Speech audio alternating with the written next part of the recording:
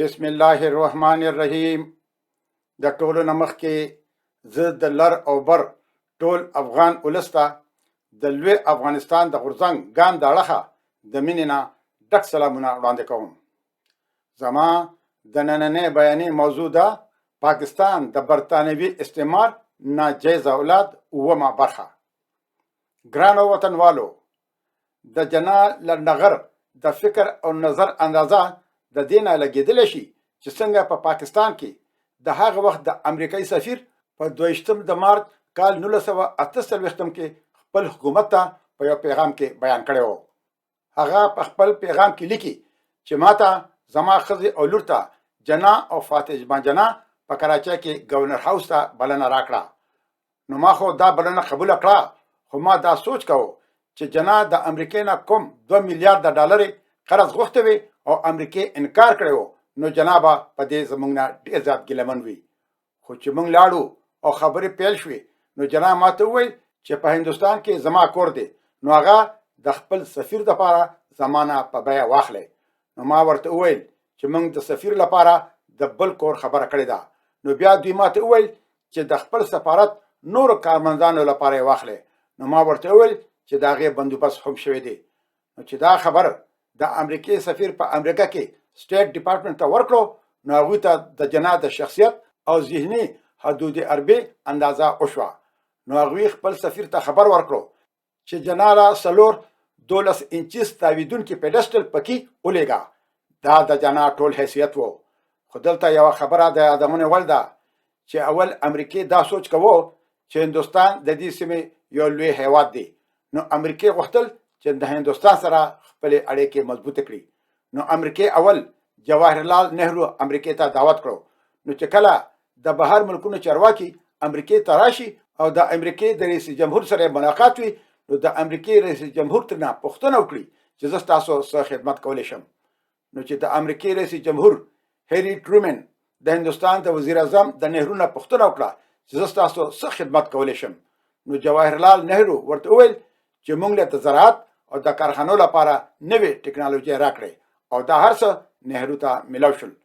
خو بیا په دغه وخت کې د امریکې او شوروي اتحاد په منځ کې سوړ جنگ پیل شوی و. خو نهرو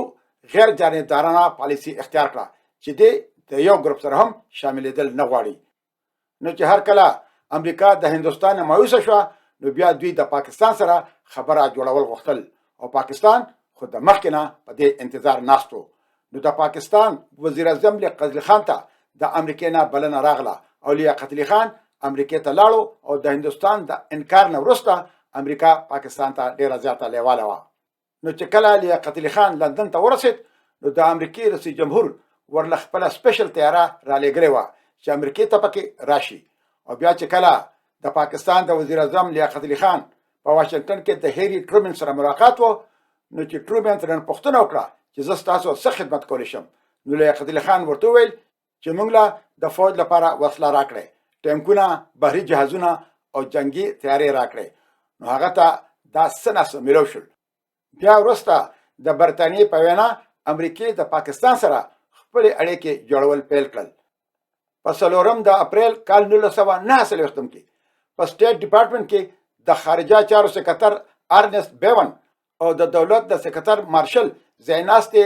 ډین ایچسن په منځ کې د پاکستان اړوند مذاکرات وشول چې مشرقي اسیا کې 80% مسلمانان دي چې دا د روس لپاره یوه دروازه ده. نو د دې د مخنیوي لپاره د پاکستان کومک ضروري دی، او به حیثیت د یو مسلمان هیواد پاکستان به په مشرق وسطا کې د تیلو اړوند د امریکې او د غرب د ګټو خیال ساتي،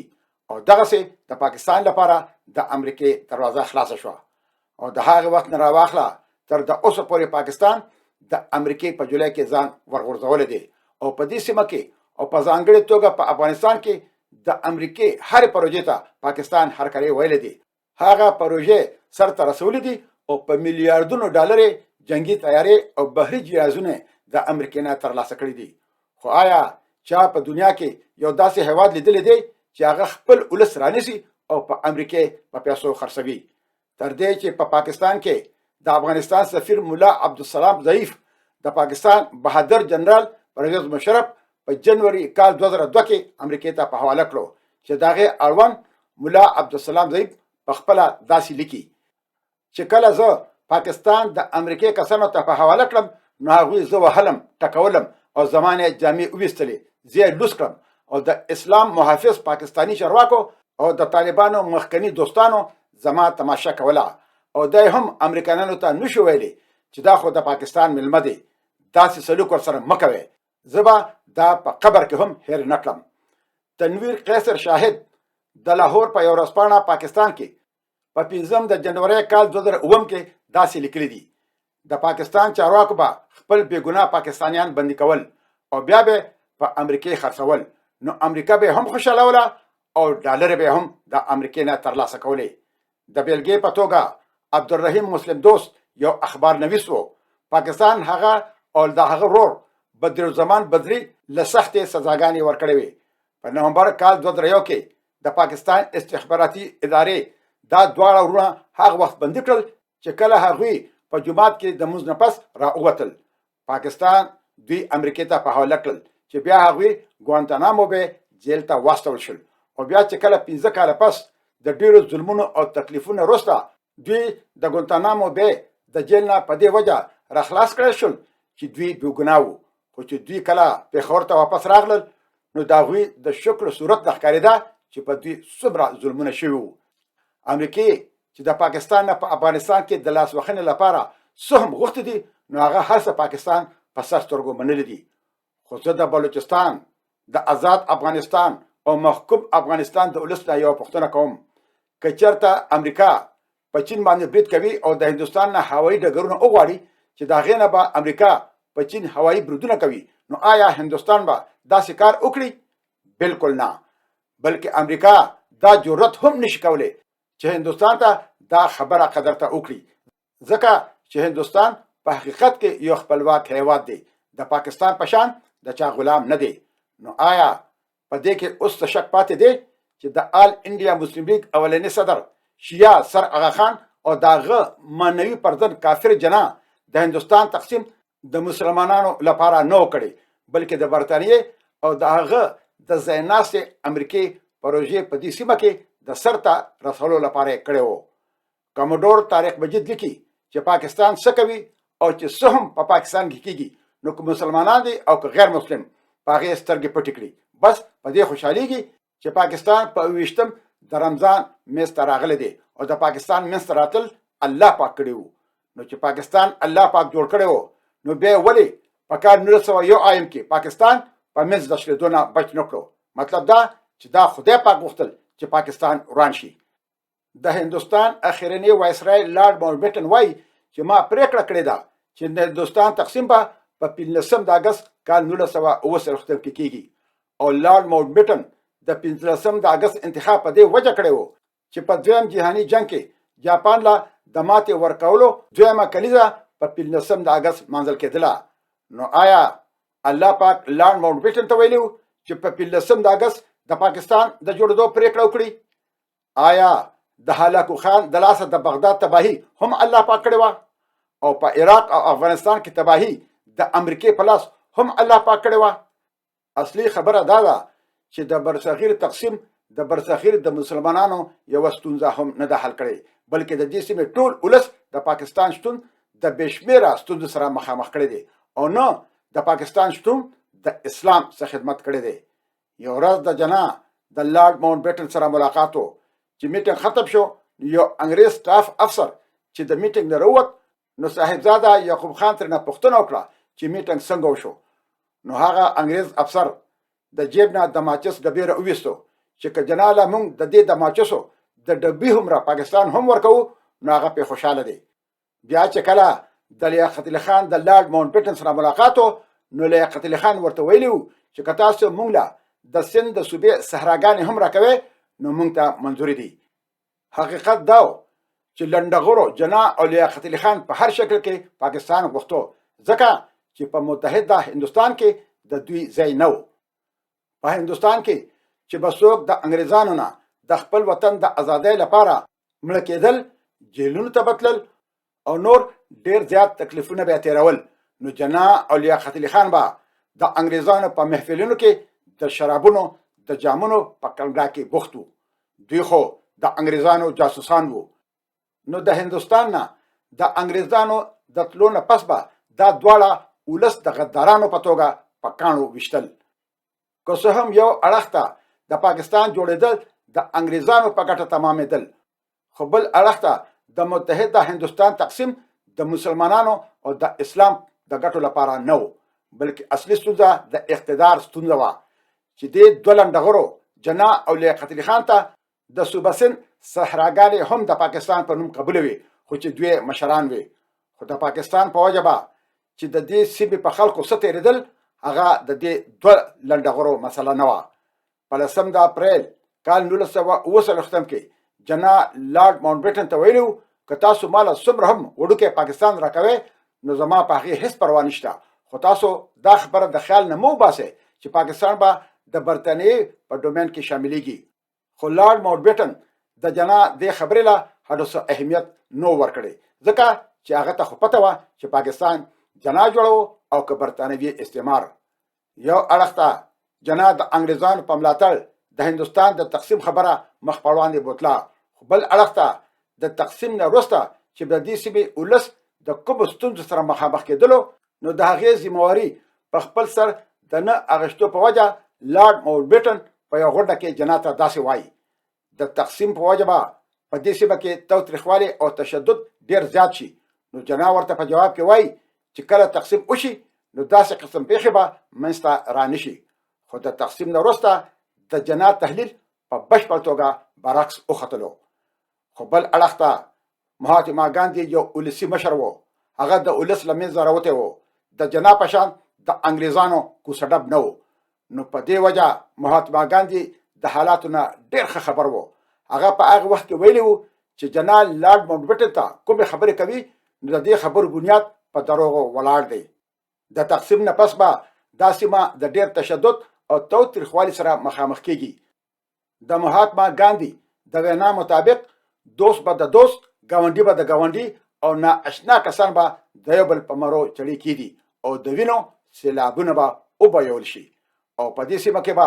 یو دوه داسې هیوادونه د هندوستان او پاکستان په نوم منځته راشي چې دوی به د تل لپاره د یو بل دښمن هیوادونه وي. او په داسې حال کې چې جناح او د هغه ملګرو د تقسیم دا کومه لوبه پیل کړې ده، نو د تقسیم نه وروسته به د دې سیمې راتلونکي نسل د ډېرو ستونزو او د بدبختو سره مخ شي او هم هغه شان وشل. نو د دې نه دا ثابتېږي چې جناح لنډغر څوک و او مهاتما ګاندي جي څوک و. جناح لنډغر په شخصي ژوند کې یو کافر و او په سیاسي ژوند کې د اسلام مجاهد و. د پاکستانو د ځینې لنډغرو پروفیسورانو هم دا حال دی. یو پروفیسور ظفر مرزا چې ځان جناح ته ډېر نږدې ګڼلو، هغه لیکي چې د پاکستان منځته راتلل د خدای یو معجزه وه او د پاکستان وجود د انسانیت د دنیا په نشه کې یو بله ډېره لویه معجزه ده. خو که موږ د دې پروفیسور دې دعوې ته په ژور نظر وګورو نو اخر کومه معجزه؟ ولس او هیواد په خپل منځ کې بیلول، په میلیونونو خلک د خپلو کورونه بېکوره کول، د ولس قتل عام کېدل، د ښځو بېعزتي کول، د هجرت په وخت کې د ماشومانو مړه کېدل. نو که د پروفیسور په نظر کې دا د خدای معجزه وي نو بیا خو ټیک ده. خو که موږ کال 1945 ته وګورو نو صوبه سرحد کې 93% ولس مسلمانانو او وزیر اعلی هم مسلمان وو. په بلوچستان کې د مسلمانانو شمیر زیات و. نو په هغه وخت کې خو بلوچستان صوبه نه وه، خو د بلوچ مشر خان افقلات و او هغه هم مسلمان و. صوبه سند کې هم د مسلمانانو شمیر زیات و او وزیر اعلی هم مسلمان و. بنګال کې هم مسلمانان زیات او وزیر اعلی مسلمان و. پنجاب هم د مسلمانانو صوبه وه او وزیر اعلی مسلمان و. خو نن 70 کاله پس چې موږ د پاکستان نقشې ته په ژور نظر وګورو نو د نیمې نه زیات پاکستان نه بنګلادیش جوړ شوی دی، حالانکه هغلته هم نیم بنګال د کال 1970 نه پس په هندوستان کې پاتې شوی دی او صوبه سرحد بلوچستان او سند خو هم هغه شان دي چې څنګه د پاکستان د جوړېدو نه مخکې وو. البته پنجاب په کال 1970 کې په منځ دوه ځایه شوی دی، خو د هغې کمی د پوره کولو لپاره پنجاب د نورې صوبې د فوج، سیول ملیټري اسټابلیشمنټ او عدلیې په زور غلامان کړي دي. نو ماته څوک دا ښودلی شي چې د پاکستان د جوړېدو معجزې د پاکستان ولس ته ګټه رسولې ده او که نقصان. مخکې به په اسلام آباد کې د بوکینګم پیلس نماینده حکومت کوو او اوس د امریکای نماینده په اسلام آباد کې په غیر مستقیم ډول حکومت کوي. نو دا د الله پاک معجزه وه. البته که دا داسې معجزه وه چې په پاکستانی علاقه کې مخکې سمندر و او جناب په سمندر کې چوکه وخله او هغه هواره ځمکه شوه او بیا پنجابیانو، بلوچو، پښتنو، بنګالیانو او سندیانو ته په حواله کړه چې واخلې اوس دا نوې ځمکه پاکستان ستاسو وطن دی او عیش پکې کوي. نو کېدای شوه چې بیا دا معجزه وه. تف لعنت چې په داسې پروفیسرانو. او بیا د پاکستان په دې معجزه کې جنا یو هندو جوګندرنات منډل وزیر قانون کړو چې هغه به په پاکستان کې د پاکستانیانو لپاره اسلامي قانون جوړاوه. خو جوګندرنات منډل هندوستان ته نو تښتېدلی، نو په پاکستان کې به د مسلمانانو لپاره د اوسه پورې اسلامي قانون جوړ کړی و. د دې نه پرته به ځینې د انګریزانو وظیفه خوار علما ویل چې په جنا او سر محمد اقبال کې د اولیاء صفاتونه دي. نو جنا خو یو شرابي، کبابي، زناکار، بد اخلاقه او کافر بنده و. نو آیا دا د اولیاء صفاتونه وو؟